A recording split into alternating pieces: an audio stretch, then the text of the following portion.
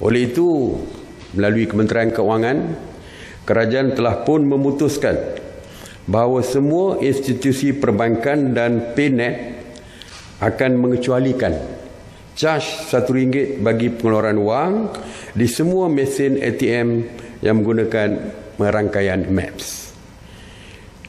Pengecualian RM1 ini akan bermula pada hari Isnin 6 April sehinggalah tamat tempoh PKP ini. Ini akan memberikan ruang dan kemudahan kepada rakyat kita supaya menggunakan ATM yang disediakan. Jadi tidak perlu berpusu-pusu ke bank untuk mengeluarkan wang, dan dalam masa yang sama juga saya menasihatkan jika tidak lagi berpusu-pusu di dalam bank, jangan pula berpusu-pusu di ATM, di mesin ATM. Jadi penjarakan sosial mesti terus dipatuhi, iaitu 1 meter seperti yang telah pun ditetapkan. Dari segi pengurusan bank ini, pihak kerajaan amat menggalakkan supaya rakyat mengamalkan penggunaan perbankan di atas talian. Dari segi pengurusan keuangan dan sebagainya, untuk memindahkan wang dan sebagainya, kalau boleh kita gunakan perbankan atas talian yang telah pun disediakan oleh pihak bank.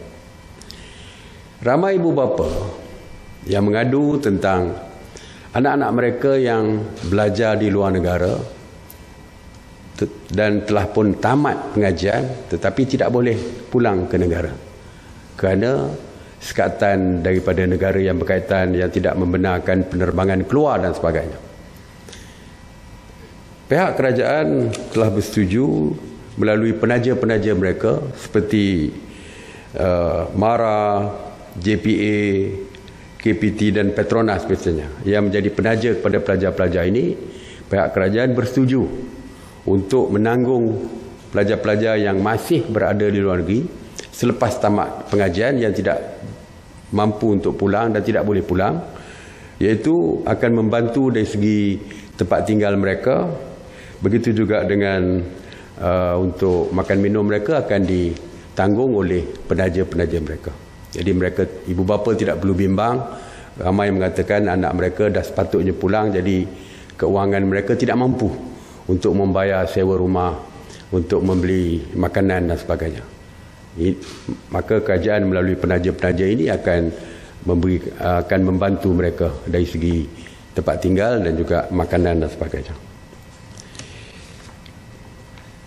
Semalam ada berita yang mengatakan pekerja Bangladesh tidak ada makanan. Jadi kerajaan kita adalah kerajaan yang bertanggungjawab. Sesiapa saja berada di dalam negara pastinya akan dibantu. Walaupun kita telah pun bersetuju bahawa setiap kedutaan negara asing ini mesti mengambil tanggungjawab untuk memastikan rakyat mereka mendapat bantuan yang sewajarnya. Dan mereka perlu, walaupun mereka perlu melapor kepada Jawatankuasa Pengurusan Bencana Daerah jika terdapat warga mereka di daerah-daerah. Dan jika berada di Kuala Lumpur, mereka boleh terus menghubungi Crisis Management Center ataupun CMC di bawah kawal selia di BKL. Jadi isu yang berkaitan dengan warga asing perlu diambil tanggungjawab oleh kedutaan masing-masing dan kita akan membantu menyelaraskan apa yang mereka perlu lakukan. Pusat pengurusan kuarantin telah pun dibuka. Hari ini bermulalah kuarantin wajib bagi rakyat kita ataupun warga yang pulang daripada luar negara. Ramai yang bertanya di manakah tempatnya tersebut. Tuan-tuan boleh mencarinya di laman Susawang ataupun website AGC, alamatnya agc.gov.my. Jadi sesiapa saja yang ingin mendapatkan kepastian di mana pusat-pusat tersebut boleh melihat ataupun merujuk kepada website daripada AGC ini. Bagi penumpang-penumpang dari Sabah dan Sarawak,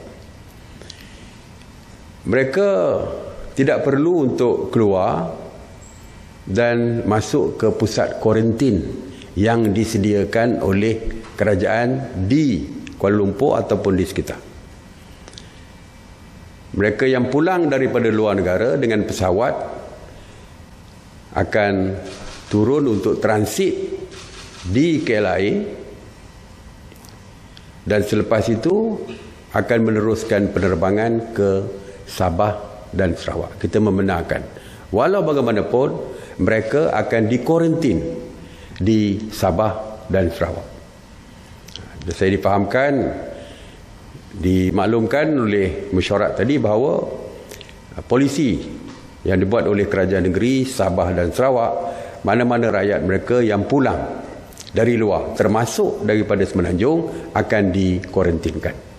Jadi sebab itulah kita membenarkan mereka untuk pulang bersama dengan pesawat, penumpang-penumpang pesawat ke Sabah dan Sarawak, kerana mereka akan dikuarantin di negeri masing-masing.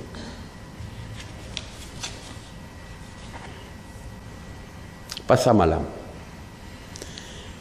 Pasar Ramadan.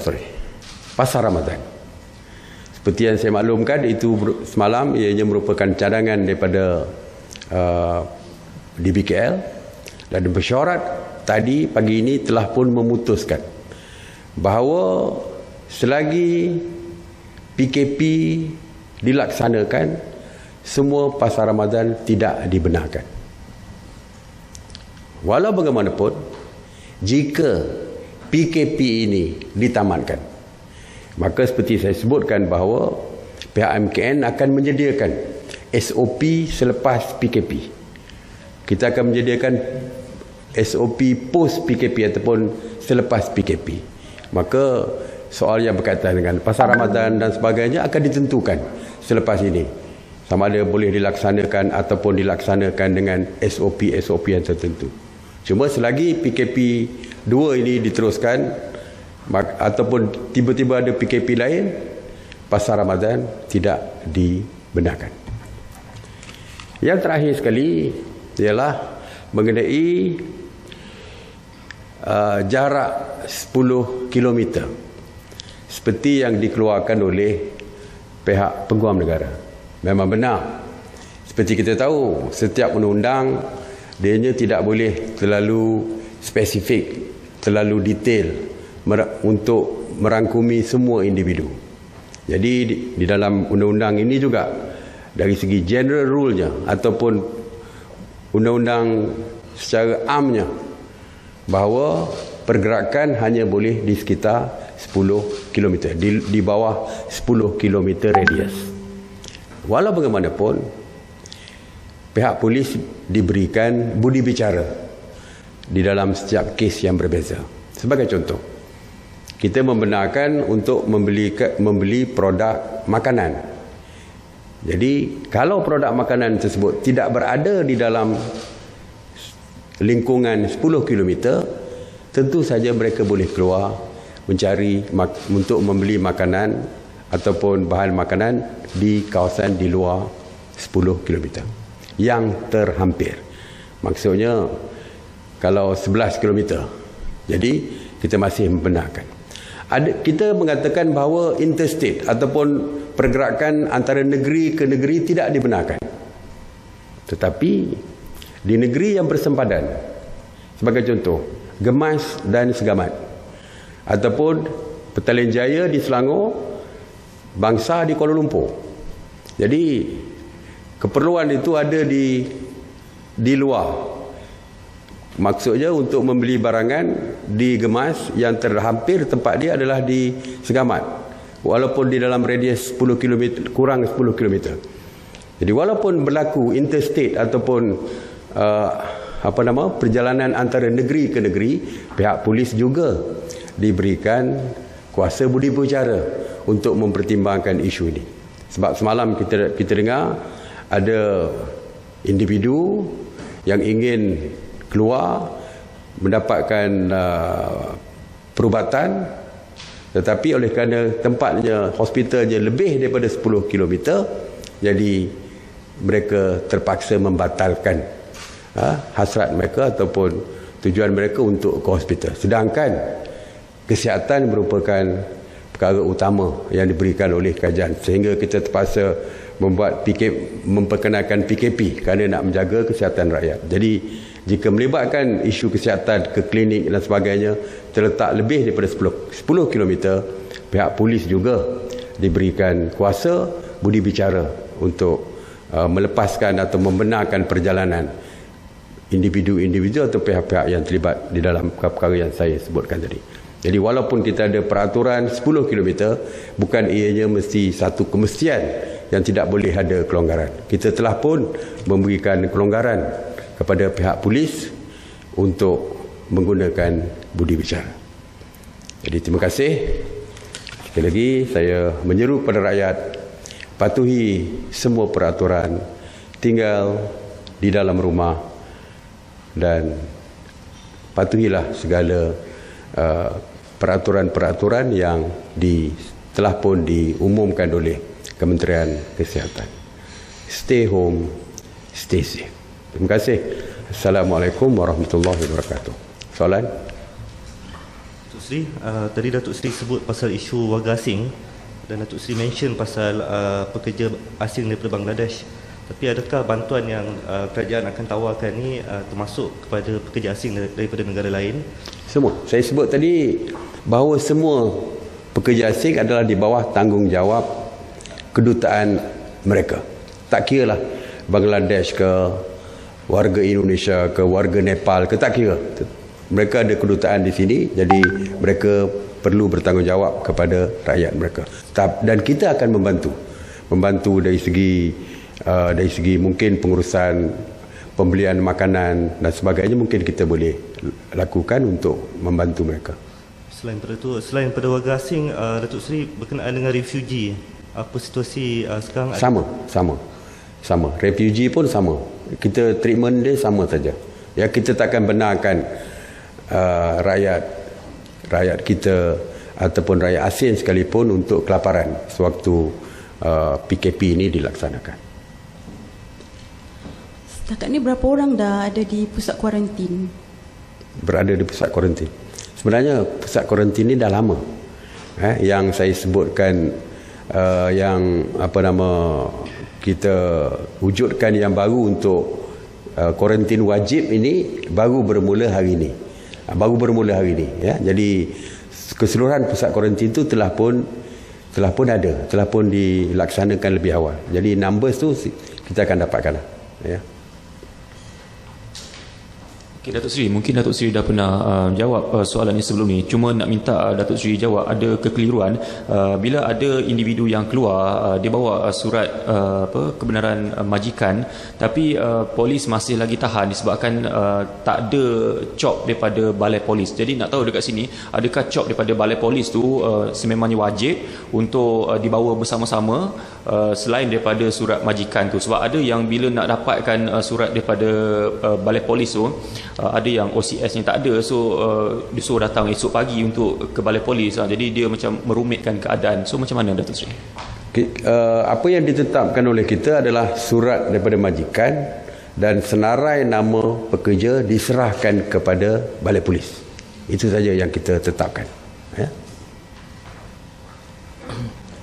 Okay, Datuk Seri, satu persoalan berkaitan, adakah terdapat SOP untuk pihak swasta atau ejen untuk membawa pulang pelajar Malaysia kita di luar kerana ia berkaitan dengan kuarantin? Kerana kami dapat makluman bahawa ada pihak ejen yang sudah menyewa 2 pesawat khas untuk membawa pulang pelajar Malaysia di Mesir secara persendirian tanpa ada penglibatan daripada kerajaan. Dan dalam masa sama juga KPT, Kementerian Pengajian Tinggi, menafikan ada kerjasama dengan ejen tersebut. So bagaimana? Sebenarnya kita mengalu-alukan sesiapa saja, ejen, syarikat swasta, sesiapa saja untuk membantu untuk membawa pulang rakyat kita dan sebagainya. Ya, tak kira lah apa saja. Tetapi walau mana pun perlu mereka mendapatkan kerjasama dengan pihak kerajaan. Mereka perlu memaklumkan kepada MKN misalnya.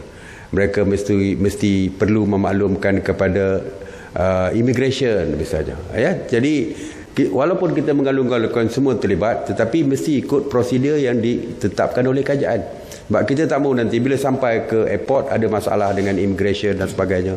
Jadi makluman awal itu perlu. Cuma yang saya nak tekankan di sini bahawa walaupun daripada ejen atau sebagainya, bila sampai mendarat di Malaysia, mereka akan terus dihantar ke pusat kuarantin. Ya, jadi saya harap kalau ada ejen seperti itu, tolong hubungi pihak MKN bagi kita assist dia orang, bagi kita bantu ejen-ejen tersebut. Kita sudah maklum bahawasanya pelajar Malaysia di Mesir lebih daripada 12,000 orang. So adakah dengan angka tersebut pusat kuarantin kita mampu untuk menampung? Seperti yang saya sebutkan bahawa kita menasihatkan, ya, kita tidak menyekat, tetapi kita menasihatkan pelajar-pelajar kita yang berada di luar negara supaya berada terus di negara tersebut. Ya, di negara tersebut. Sebab setengah negara mempunyai prosedur yang ketat dari segi untuk keluar daripada negara tersebut. Mesir, kumpulan Mesir kita pernah bawa, iaitu melalui Brunei dan balik ke Malaysia. Jadi kita telah pun melaksanakan untuk membawa pulang pelajar daripada Mesir dan sebagainya. Ya, jadi tidak timbul isu mereka tidak boleh pulang, tetapi seperti saya kata lebih awal, daripada UK, daripada US yang nak balik, pelajar-pelajar kalau di sana mungkin ada sekatan dan sebagainya, mereka mesti patuh kepada peraturan yang dikeluarkan oleh negara masing-masing, negara tempat mereka berada. Cuma saya katakan tadi bahawa nasihat kita supaya stay put, kekal di negara mereka. Walaupun kalau ada yang pulang, seperti saya kata tadi, yang sampai saja mereka terus akan dibawa ke pusat kuarantin. Okey. Terima kasih sekali lagi. Salam.